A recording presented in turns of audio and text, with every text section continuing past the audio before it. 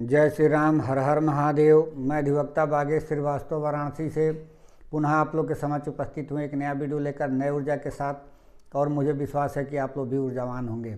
हम लोग चर्चा कर रहे थे उत्तर प्रदेश हायर जुडिशरी के पूर्व के प्रश्न पत्रों का कैसे उसका उत्तर दिया जाएगा, और 2018 का पार्ट 1 का हम लोगों ने उत्तर देख लिया है कि कैसे देना है। अब पार्ट 2 का प्रथम प्रश्न पत्र जो मौलिक विधि है उसका आज हम चर्चा करेंगे। क्वेश्चन नंबर 1 है, इसमें भी 2 पार्ट बनाया है, 1A 1B। इसमें कह रहा है कि मुस्लिम महिला विवाह विच्छेद पर अधिकार संरक्षण अधिनियम 1986 के अंतर्गत भरण पोषण के संदाय के लिए आदेश से संबंधित टिप्पणी लिखिए। और दूसरा क्वेश्चन इसमें बना रहा है कि हिंदू विवाह अधिनियम 1955 के अंतर्गत दाम्पत्य अधिकारों का प्रत्यास्थापन और न्यायिक पृथक्करण पर टिप्पणी लिखिए। ये दोनों टिप्पणी में पूछा है और रिपीट क्वेश्चन है, मतलब क्वेश्चन को रिपीट किया गया है। पूर्व के भी पेपरों में ऐसा क्वेश्चन आया था।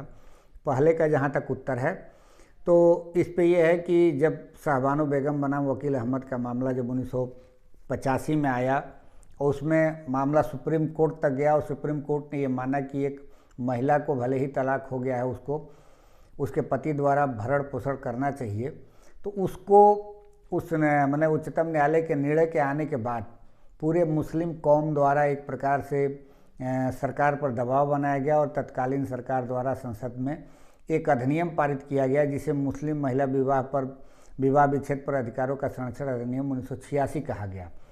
इसमें 5 धाराएं आई। उन 5 धाराओं में धारा 3 में ये बताया गया कि कब कब पति जो है भरण पोषण के लिए लायबल होगा। धारा 4 में बताया गया कि यदि धारा 3 के अधीन जो है पति भरण पोषण नहीं करता है तो धारा 3 में यही कहा गया था कि उसको इद्दत के पालन तक या उसके जो है पश्चात जो है अगर जो तलाकशुदा है तो उसको युक्तियुक्त रीज जो ज़रूरत है उसको दिया जाएगा, लेकिन इद्दत के बाद की बात नहीं थी। इद्दत के बाद वाले में कहा गया है कि उसके जो हित प्रतिनिधि जो धारा 4 है उसमें कहा गया कि मजिस्ट्रेट के यहाँ आवेदन किए जाने पर हित प्रतिनिधियों द्वारा अगर जो उसमें पाएंगे उनके संपत्ति को उनके खिलाफ आदेश किया जाएगा, और यदि वो नहीं है तब माता पिता, यानी कि अगर जो उसका कोई लड़का है तो लड़के के विरुद्ध पारित किया जाएगा, लड़का नहीं है तब माता पिता के विरुद्ध होगा, और माता पिता भी अगर जो असमर्थ हैं तब वक्फ बोर्ड को आदेश किया जाएगा कि वक्फ बोर्ड इसका भरण पोषण करे। और धारा 5 में बताया गया है कि अगर जो पति या पत्नी या दोनों में से कोई यदि इस बात का घोषणा करता है कि वो धारा 125 से 128 तक के उपबंधों के अधीन वो शासित होना चाहता है दंड प्रक्रिया संहिता के, तो फिर मजिस्ट्रेट उसकी प्रक्रिया का अनुपालन करेगा। बाद के बहुत केसों में ये कहा गया है कि नहीं, ऐसा कुछ नहीं है, ये धर्मनिरपेक्ष धाराएँ हैं, इसमें किसी धर्म से कोई लेना देना नहीं। यदि पत्नी असमर्थ है तो उसको भरण पोषण अपने पति से पाने का अधिकार है, चाहे वो किसी भी धर्म की हो। तो ये हो गया टिप्पणी में, इसको लिख सकते हैं। उसके बाद से आप आता है क्वेश्चन नंबर 1 का बी जो अभी है दाम्पत्य अधिकारों का पुनर्स्थापन और न्यायिक पृथक्करण। तो ये जो धारा 9 है हिंदू विवाह अधिनियम की धारा 9, उसमें बताया गया है कि कोई ऐसा पति या पत्नी बिना युक्त कारण के यदि किसी अपने में से किसी को, चाहे पति या पत्नी, वैवाहिक दाम्पत्यों के साहचर्य से परित्यक्त कर दिया है तो फिर दूसरे पक्षकार द्वारा जो प्रत्यक्त है उसको जिला न्यायालय के यहाँ आवेदन दिया जाएगा, और उस आवेदन पे जो भी होगा जांच करने के बाद न्यायालय आदेश करेगा कि क्यों ना इनको जो है काजुगल राइट का रिस्टिट्यूशन कराया जाए, मतलब जो न्यायिक वो क्या बोलते हैं प्रत्यास्थापन जो है उसका आदेश पारित करेगा। अब अगर जो इसका कंप्लायंस की देखी जाए बात, तो आदेश 21 नियम 32 और 33 में दिया गया है, तो वहाँ पे आप इसका भी थोड़ा सा वर्णन कर सकते हैं कि उसमें कुर्की किया जा सकता है संपत्ति का, और धारा 33 में अगर जो पति के विरुद्ध किया गया है दाम्पत्य अधिकारों का प्रस्थापन तो उसको कालिक जो है प्रतिभूति देने के लिए आदेश किया जा सकता है न्यायालय द्वारा। तो इस तरीके से है। अब आता है धारा 10 न्यायिक पृथक्करण की बात करता है उसी अधिनियम में। तो न्यायिक पृथक्करण में ये कहा गया कि जिन आधारों पर यदि तलाक लिया जा सकता है उन आधारों पर चाहे तो न्यायिक पृथक्करण का आवेदन किसी भी पक्षकार द्वारा दिया जा सकता है यदि उनके दाम्पत्य जीवन में इस तरीके की स्थितियां आ गई हैं कि वो एक साथ नहीं रह सकते हैं।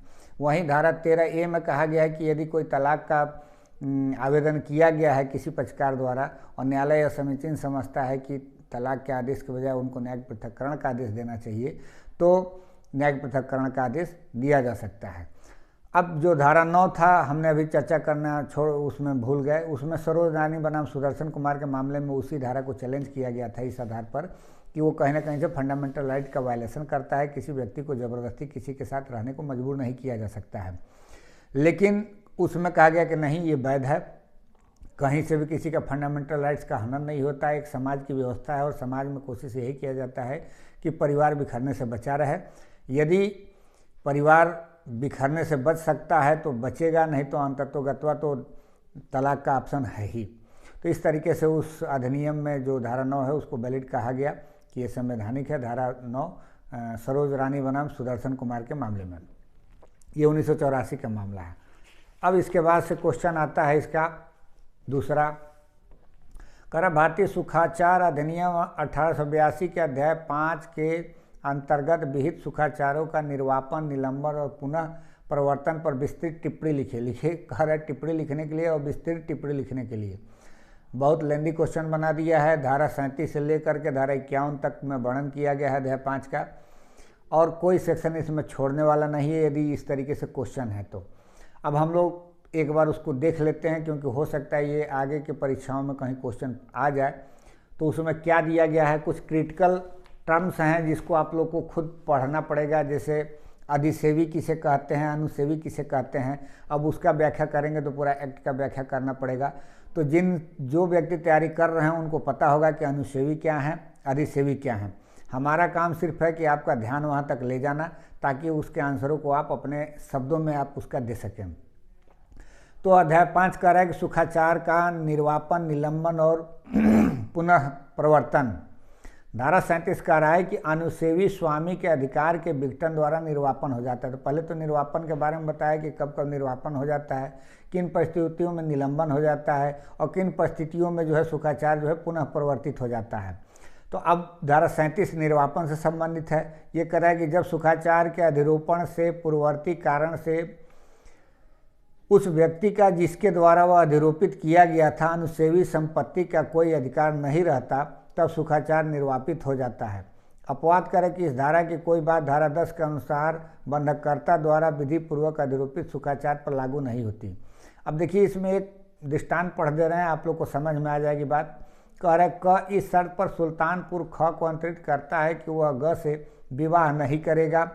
ख सुल्तानपुर पर एक सुखाचार अधिरोपित करता है, तत्पश्चात ख ग से विवाह कर लेता है। सुल्तानपुर में ख का हित समाप्त हो जाता है और इसी के साथ सुखाचार निर्वापित हो जाता है। मतलब अगर जो किसी पूर्वभाव्य शर्त के आधार पर कोई सुखाचार उपलब्ध है तो वो शर्त का भंग किया जाएगा तो वो सुखाचार भी निर्वापित हो जाएगा।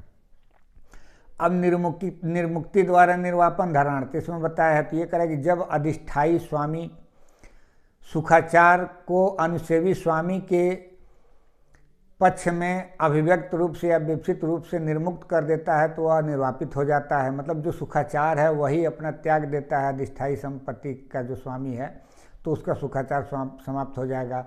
ऐसी निर्मुक्ति केवल उन परिस्थितियों में और उस विस्तार तक ही की जा सकती है जिसमें या जिस तक अधिष्ठायी स्वामी अधिष्ठायी संपत्ति को अन्य संक्रांत कर सकता है। मतलब उसका उस तरीके से उसमें पावर होना चाहिए करने के लिए।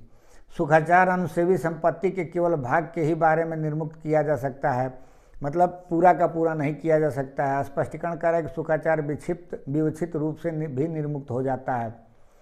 अब इसमें जो दृष्टांत बताया गया है और स्पष्टीकरण 2 बताए गए हैं इसमें। पहला स्पष्टीकरण कर रहा है कि विवक्षित रूप से कब होता है, और पहले वाले पैरा में बताया है कि अभिव्यक्त रूप से कैसे होता है।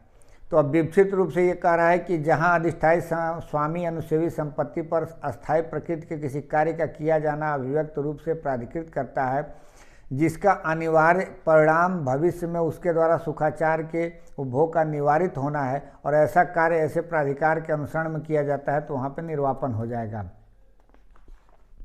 दूसरा कह रहा है इसका कि जहाँ अधिष्ठायी संपत्ति में इस प्रकार का स्थायी परिवर्तन किया जाता है कि उससे यह दर्शित होता हो कि अधिष्ठायी स्वामी का आशय भविष्य में सुखाचार का उपभोग न करना है तो वहाँ भी निर्वापन हो जाएगा। स्पष्टीकरण 2 कह रहा है कि सुखाचार का मात्र अनुपयोग इस धारा के अर्थ में विवक्षित निर्मुक्ति नहीं होगी। मतलब ऐसा नहीं कि केवल अनुपयोग किया जाए उसी से मान लिया जाएगा कि वो निर्मुक्त हो गया, ऐसा नहीं है। दृष्टांत एक देख लेते हैं। कह रहे क, ख और ग एक घर के सहस्वामी हैं जिससे एक सुखाचार अनुबद्ध है। ख और ग की सहमति के बिना क सुखाचार को निर्मुक्त कर देता है। यह निर्मुक्ति केवल क और उसके विधिक प्रतिनिधियों के विरुद्ध प्रभावी होगी। मतलब जिस व्यक्ति का है उसी व्यक्ति के लिए होगा, उसके बाकी के लिए बाध्यकर नहीं होगा अगर उसके 3 स्वामी हैं तो। उसी प्रकार दूसरा दृष्टांत कह रहा है इसका कि ख को उसके घर के फायदाप्रद उपभोग के लिए क अपनी भूमि पर सुखाचार अनुदत्त करता है। ख व घर ग को दे देता है, तब ख द्वारा सुखाचार की निर्मुक्ति तात्पर्य है, निर्मुक्त अप्रभावी है। तो इस तरीके से इसमें उदाहरण दिए गए हैं। अब 39 कह रहा है कि प्रतिसंहरण द्वारा निर्वापन हो जाता है, यानी कि जब अनुसेवी स्वामी इस निमित्त आरक्षित शक्ति के प्रयोग में सुखाचार को प्रतिसंहरित कर देता है तब सुखाचार निर्वापित हो जाता है।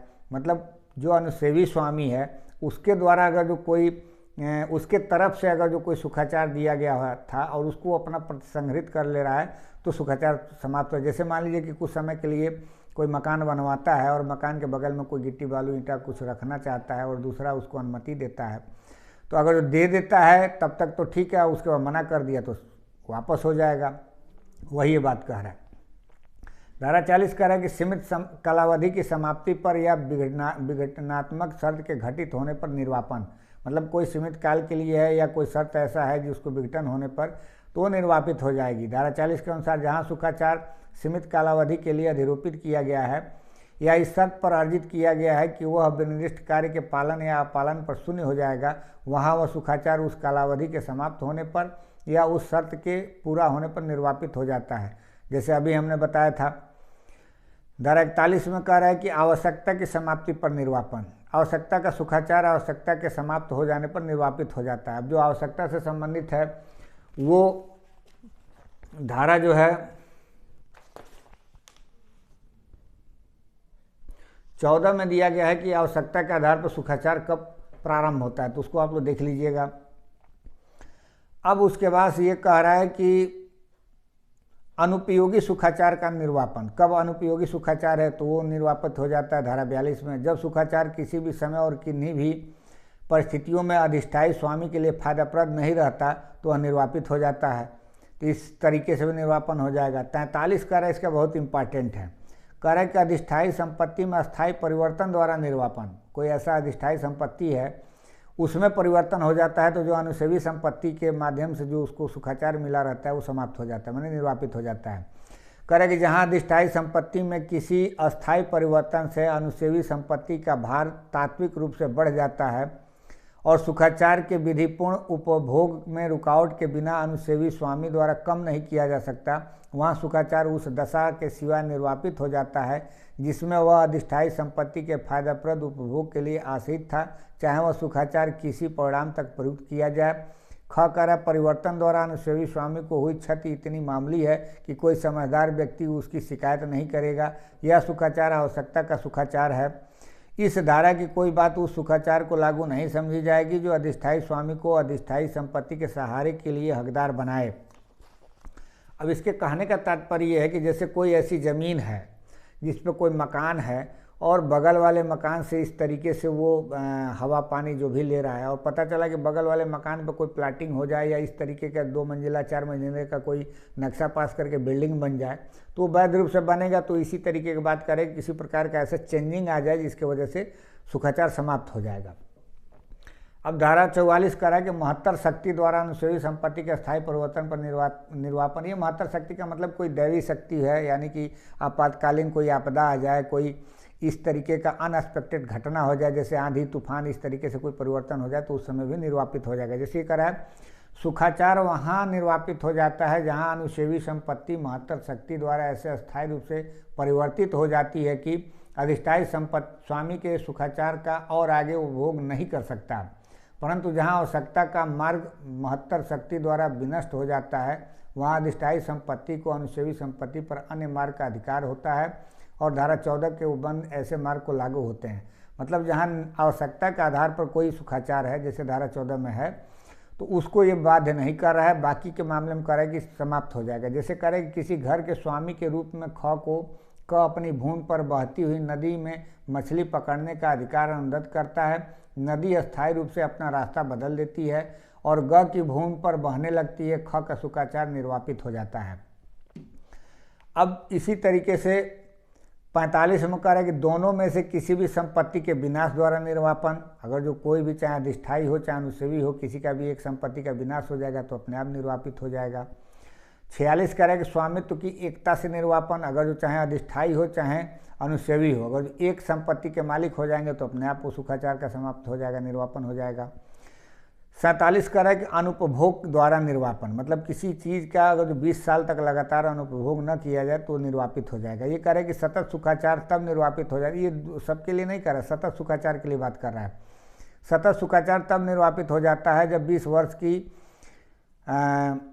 अटूट कालावधि तक उसका उस रूप में बिल्कुल उपभोग नहीं होता। अतः असतत सुखाचार तब निर्वापित हो जाता है जब उसका वैसी ही कालावधि तक उस रूप में उपभोग नहीं किया जाता।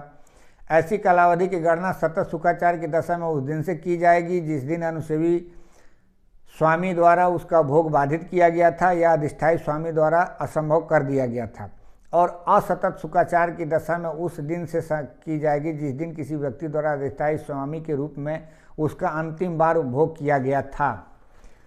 परंतु असतत सुखाचार की दशा में अधिष्ठायी स्वामी ऐसे सुखाचार को कायम रखने के अपने आशय की घोषणा की ऐसी कालावधि के भीतर भारतीय रजिस्ट्रीकरण अधिनियम के अधीन रजिस्ट्री करा लेता है तो वह तब तक निर्वापित नहीं होगा जब तक रजिस्ट्रीकरण की तारीख से 20 वर्ष की कालावधि नहीं बीत जाती।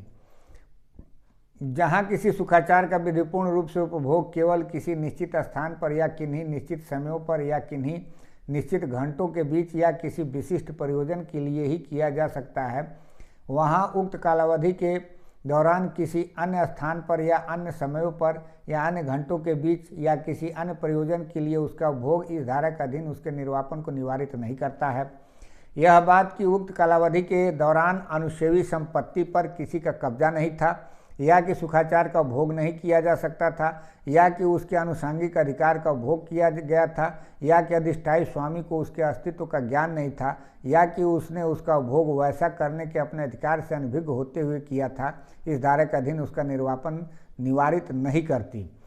अब कह रहे कि इस धारा के अधीन सुखाचार वहाँ निर्वापित नहीं होता जहाँ उसकी समाप्ति अधिष्ठायी और अनुसेवी स्वामियों के बीच समुदाय के अनुसरण में हो। दूसरा कह रहा है कि जहाँ अधिष्ठायी संपत्ति सहस्वामी में धारित की गई है और सहस्वामी में से एक उक्त कालावधि के भीतर सुखाचार का उपभोग करता है, या जहाँ सुखाचार आवश्यक सुखाचार है। जहाँ अनेक संपत्तियाँ एकल संपत्ति के फायदे के लिए अपने अपने में मार्गाधिकारों के अधीन हैं और मार्ग सतत है, वहाँ ऐसे अधिकार इस धारा के प्रयोजनों के लिए एकल सुखाचार समझे जाएंगे। पुनः धारा 48 कह रहा है कि समानुषंगिक अधिकारों का निर्वापन, जब सुखाचार निर्वापित होता है तब उसके समानुषंगिक अधिकार भी यदि कोई हो निर्वापित हो जाता है। जैसे कह रहा है इसका दृष्टांत कि क को ख के कुएं से जल खींचने का सुखाचार प्राप्त है, उससे आनुषंगिक उसे ख की भूमि पर से कुएं तक जाने के लिए मार्गाधिकार प्राप्त है। जल खींचने का सुखाचार धारा 47 का दिन निर्वापित हो जाता है तो मार्गाधिकार भी अपने आप समाप्त हो जाता है। तो इस तरीके से है। धारा 49 करे कि सुखाचार का निलंबन कब होगा। अभी तक निर्वापन की बात थी, अब निलंबन की बात है कि कब सस्पेंड हो जाएगा। तो कह रहे कि जब अधिष्ठायी स्वामी अनुसेवी संपत्ति पर उसमें सीमित हित के लिए कब्जे का हकदार हो जाता है, या जब अनुसेवी स्वामी अधिष्ठायी संपत्ति पर उसमें सीमित हित के लिए कब्जे का हकदार हो जाता है, तब सुखाचार निलंबित हो जाता है। 50 कह रहा है कि अनुसेवी स्वामी द्वारा जारी रखने की अपेक्षा के लिए हकदार न होना। अनुसेवी स्वामी को यह अपेक्षा करने का अधिकार नहीं है कि सुखाचार जारी रखा जाए, और धारा 26 के उपबंधों के होते हुए भी वह सुखाचार के निर्वापन या निलंबन के परिणाम स्वरूप अनुसेवी संपत्ति को हुए नुकसान के लिए उस दशा में प्रतिकर का हकदार नहीं है जिसमें अधिष्ठायी स्वामी ने अनुसेवी स्वामी को ऐसी सूचना दे दी हो जिससे वह अनुसेवी संपत्ति को अयुक्तियुक्त व्यय के बिना ऐसे नुकसान से बचा सके। निर्वापन या निलंबन द्वारा हुए नुकसान के लिए प्रतिकर क्या होगा, करेगी जहाँ ऐसी सूचना नहीं दी गई वहाँ अनुसेवी स्वामी ऐसे निर्वापन या निलंबन के परिणाम स्वरूप अनुसेवी संपत्ति को हुए नुकसान के लिए प्रतिकर का हकदार है।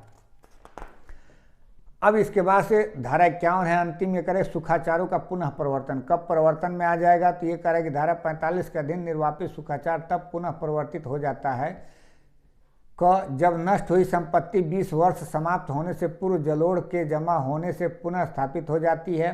ख कह रहा है कि जब नष्ट हुई संपत्ति अनुसेवी भवन है और 20 वर्ष समाप्त होने से पूर्व ऐसे भवन का उसी स्थल पर पुनः निर्माण हो जाता है। और ग कह रहा है कि जब नष्ट हुई संपत्ति अधिष्ठायी भवन है और 20 वर्ष समाप्त होने से पूर्व ऐसे भवन का उसी स्थल पर ऐसी रीति से पुनर्निर्माण हो जाता है कि अनुसेवी संपत्ति पर और अधिक भार आरोपित न हो। पुनः कह रहा है कि धारा 46 का अधीन निर्वापित सुखाचार तब पुनः परिवर्तित हो जाता है जब वह अनुदान या वसीयत जिससे स्वामित्व की एकता उत्पन्न हुई थी सक्षम न्यायालय की डिक्री द्वारा आपस्त कर दी जाती है। उसी धारा के अधीन निर्वापित आवश्यक सुखाचार तब पुनः परिवर्तित हो जाता है जब स्वामित्व की एकता किसी अन्य कारण से समाप्त हो जाती है। यदि निलंबन का कारण धारा 47 के अधीन अधिकार के निर्वापन से होने से पूर्व दूर कर दिया जाता है तो निलंबित सुखाचार पुनः परिवर्तित हो जाता है।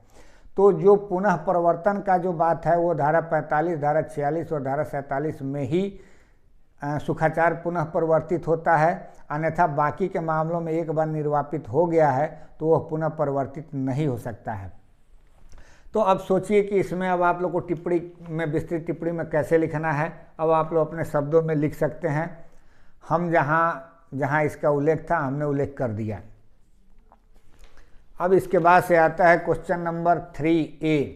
कह रहा है कि भारतीय भागीदारी अधिनियम 1932 के अंतर्गत विहित त्रुटियों का परिशोधन के लिए रजिस्ट्रार की शक्तियाँ। ये भी रिपीटेड क्वेश्चन है।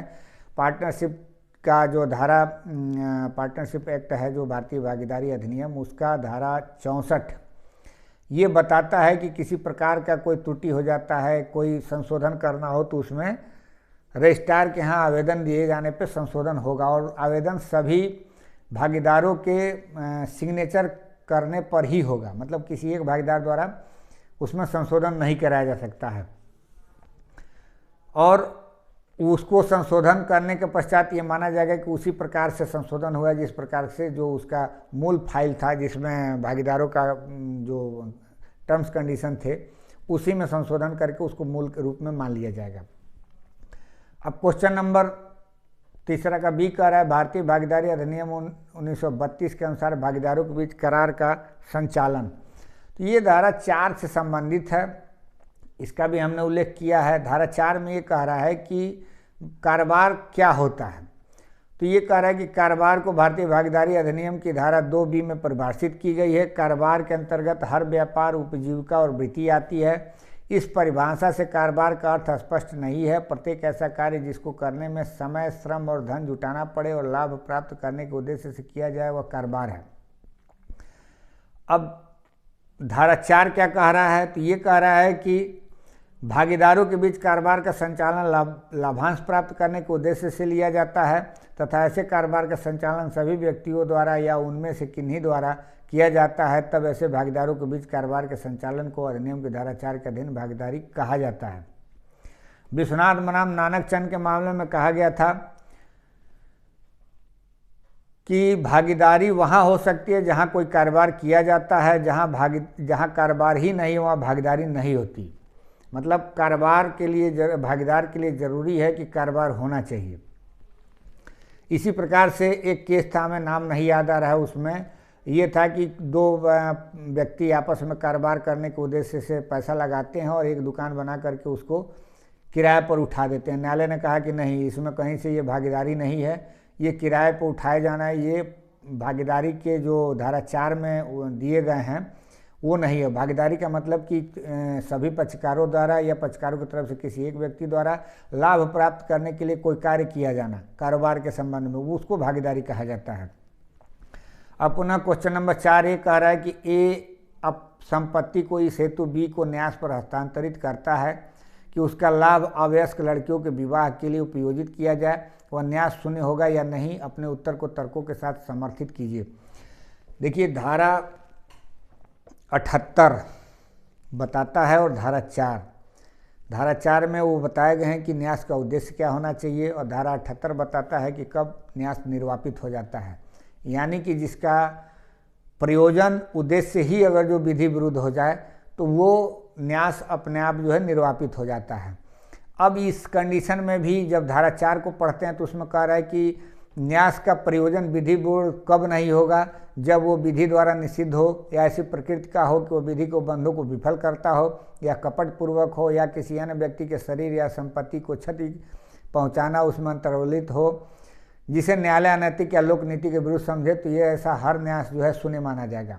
उसी धारा में भी कहा गया कि जहाँ कोई न्यास दो पार्ट में है और उसको अलग नहीं किया जा सकता है, एक पार्ट जो है शून्य है माने विधि विरुद्ध है, दूसरा पार्ट विधि विरुद्ध नहीं है, फिर भी उसको अलग नहीं किया जा सकता है, तो पूरा का पूरा न्यास ही शून्य माना जाएगा। तो इस तरीके से इस क्वेश्चन का आप लोग आंसर दे सकते हैं कि ये शून्य होगा, चूँकि इसका प्रयोजन विधि विरुद्ध है, धारा 4 के अधीन और धारा 78 के अधीन निर्वापित हो जाएगा। क्वेश्चन नंबर 20 का कर है, चौथा का कर है कि ए को किसी गृह के स्वामी की हैसियत से उस गृह से संलग्न उद्यान में फव्वारे में जल देने के लिए बी की जल धारा से जल लेने जाने का अधिकार है, क्या यह सुखाचार है या नहीं? यदि हाँ तो इसे स्पष्ट करें। सुखाचार अधिनियम की धारा जो 4 बताता है उसमें सुखाचार का परिभाषा बताता है, और धारा 4 में कह रहा है कि सुखाचार एक ऐसा अधिकार है जो किसी भूमि के स्वामी या अधिभोगी को इस हैसियत में उस भूमि के फायदाप्रद उपभोग के लिए किसी अन्य भूमि में या उस पर या उसके संबंध में जो उसकी अपनी नहीं है कोई बात करने और करते रहने के लिए या किसी बात का लिया जाना रोकने और रोकने रहने के लिए प्राप्त है, तो ये सुखाचार का अधिकार है। तो उस बात को देखा जाए तो ये जो इसमें प्रॉब्लम दिया है ये सुखाचार की श्रेणी में आएगा और इसे सुखाचार कहेंगे। अब क्वेश्चन नंबर 5A है कि आर और एस संविदा करते हैं कि आर किस्तों में दी जाने वाली कीमत पर एस को चांदी की वस्तुएं प्रदत्त करेगा और पहली किस्त माल के प्रदान के लिए नियत तिथि से 7 दिन पहले दी जाएगी। एस ने माल के प्रदान के लिए नियत तिथि से 7 दिन पूर्व पहली किस्त नहीं दी, लेकिन उसके बाद देने की प्रस्तावना करता है। क्या एस को माल का प्रदान करना आर के लिए आवश्यक है? भारतीय संविदा अधिनियम के प्रासंगिक प्रावधानों के आलोक में विवेचना करिए। देखिए, जो धारा 51 है वो ये कह रहा है कि जब कोई ऐसा संविदा तय है दोनों पक्षकारों के बीच में कि उसका पालन अपना करने के वो पालन किया जाएगा और दूसरे द्वारा अपना पालन किया जाएगा, तो उस कंडीशन में यदि मतलब जो वचनदाता द्वारा है तब तक अपने पालन का वचन ग्रहीता द्वारा अपने भाग का पालन तब तक नहीं किया जाएगा जब तक कि वचनदाता द्वारा अपने भाग का पालन न कर दिया जाए। धारा 51 उसी से संबंधित है और इसमें चूंकि वचनदाता द्वारा जो अपने हिस्से का पालन करना है वो नहीं किया जाता है, तो वचन ग्रहीता अपने हिस्से का पालन करने के लिए बाध्य नहीं है। अब चूंकि धारा 51 में कह रहा है कि और धारा 55 में भी ये बात कहा गया है, तो ये कह रहा है कि धारा 51 तथा धारा 55 के प्रथम पैरा संबंधित है। धारा 51 के अनुसार वचनदाता पालन करने के लिए आबद्ध नहीं है जब तक कि व्यतिकारी वचन ग्रहीता पालन के लिए तैयार और रजामंद न हो। धारा 51 के दृष्टांत ख के अनुसार यश को माल का प्रदान करना आर के लिए आवश्यक नहीं है। पुनः जो धारा 55 का प्रथम पैरा है ये कह रहा है कि जबकि किसी संविदा का एक पक्षकार किसी बात को निर्दिष्ट समय पर या उसके पूर्व या किन्हीं बातों को निर्दिष्ट समयों पर या उनसे पूर्व करने का वचन दे और ऐसी किसी भी बात को उस निर्दिष्ट समय पर या उससे पूर्व करने में असफल है, तब वह संविदा या उसमें से उतनी जितनी का पालन न किया गया हो वचन ग्रहीता के विकल्प पर सुनकनी हो जाएगी। यदि पक्षकारों का आशय यह रहा हो कि समय संविदा का मर्म हो, तो उस कंडीशन में भी जरूरी नहीं है कि उसको पालन किया जाएगा। जब तक कि एस द्वारा अपने वचन का पालन नहीं किया जाएगा तब तक इसमें आर द्वारा पालन नहीं किया जाएगा। मतलब जैसे जब तक आर द्वारा पालन नहीं किया जाएगा तब तक एस द्वारा अपने वचन का पालन नहीं किया जाएगा। क्वेश्चन नंबर 5 का बी है, 3 मास की सूचना पर प्रवेश एक पट्टा बी से ए धारण करता है। एक अप्राधिकृत व्यक्ति सी पट्टे के प्रवेशन की सूचना ए को देता है। क्या बी द्वारा अनुसमर्थन पर ए पर ऐसी सूचना का आबद्धकारी प्रभाव हो सकता है? यदि नहीं तो कारण सहित स्पष्ट कीजिए। देखिए, धारा 200 जो भारतीय संविदा अधिनियम है या धारा 106 जो ट्रांसफर ऑफ प्रॉपर्टी एक्ट है यानी कि संपत्ति अंतरण अधिनियम, इसमें बताया गया है कि एक पट्टा को किस तरीके से सूचना द्वारा समाप्त किया जा सकता है। और धारा 200 में भारतीय संविदा अधिनियम में ये बताया गया है कि कोई अभिकर्ता है, अगर जो मालिक द्वारा उसको नियुक्त किया गया है और उसका अनुसमर्थन किया जाता है उसके कार्यों का, तो वो वैध होगा उसके द्वारा किया गया कार्य। तो इस तरीके से अगर जो किसी ऐसे व्यक्ति द्वारा सूचना दिया जाता है और बाद में उसको समर्थन दिया जाता है मालिक द्वारा, तो वो धारा 200 के अंतर्गत वो मान्य हो जाएगा कि वैध है और सूचना को वैध माना जाएगा, उसका पर्यवसान हो जाएगा। अब इसमें जो बताया गया है इसमें भी लगभग वही बातें कही गई हैं। कार्य की प्रस्तुत समस्या भारतीय संविदा अधिनियम 1872 की धारा 200 पर आधारित है। धारा 200 के अनुसार एक व्यक्ति द्वारा किसी दूसरे व्यक्ति की ओर से ऐसे दूसरे व्यक्ति के प्राधिकार के बिना किया गया कोई ऐसा कार्य जो यदि प्राधिकार से किया जाता तो किसी पर व्यक्ति को नुकसानी के अधीन करने या किसी पर व्यक्ति के किसी अधिकार या हित का पर्यवसान करने का प्रभाव रखता, अनुसमर्थन के द्वारा ऐसा प्रभाव रखने वाला नहीं बनाया जा सकता। प्रस्तुत समस्या में 3 मास की सूचना पर पर्यवेक्षक एक पट्टा बी से ये धारण करता है, एक अपराधिकृत व्यक्ति सी पट्टे के पर्यवसान की सूचना ए को देता है। धारा 200 के प्रभाव से बी के अनुसमर्थन द्वारा ऐसी सूचना ए पर आबद्धकर नहीं है। इस प्रकार प्रस्तुत समस्या में अपराधिकृत व्यक्ति सी के पट्टे के पर्यवसान की सूचना ए पर आबद्धकर नहीं है, क्योंकि धारा 200 के अनुसार सी द्वारा पट्टे के पर्यवसान की सूचना बी द्वारा अनुसमर्थित नहीं थी और न ही पश्चातवर्ती स्तर पर बी द्वारा ऐसी सूचना का अनुसमर्थन किया जा सकता है। तो एक बार थोड़ा सा इस क्वेश्चन का आप लोग अपने स्तर से देख लीजिएगा, हम भी एक बार इसको देख लेते हैं, तो फिर अगले वीडियो में इसका हम चर्चा करेंगे, क्योंकि हमें लग रहा है कि कुछ क्वेश्चन थोड़ा सा इसका आंसर हमारे हिसाब से आगे पीछे हो सकता है। तो मुझे विश्वास है कि जिन जिन बातों का मैंने जो कहा है आप लोग को ज़रूर समझ में आया होगा। बेयर एक्ट आप लोग ज़रूर पढ़ लीजिएगा, उससे रिलेट करके जो केस ला है उसको भी देख लीजिएगा। और एक बार एक मैं रिक्वेस्ट फिर करना चाहता हूँ कि मेरे इस वीडियो को अधिक से अधिक लोगों को शेयर करिए। जिन व्यक्तियों को लाभ लेना होगा ज़रूर लेंगे। और अगले वीडियो में मैं फिर पुनः ऊर्जा के साथ प्रस्तुत रहूँगा। तब तक के लिए इजाज़त दीजिए।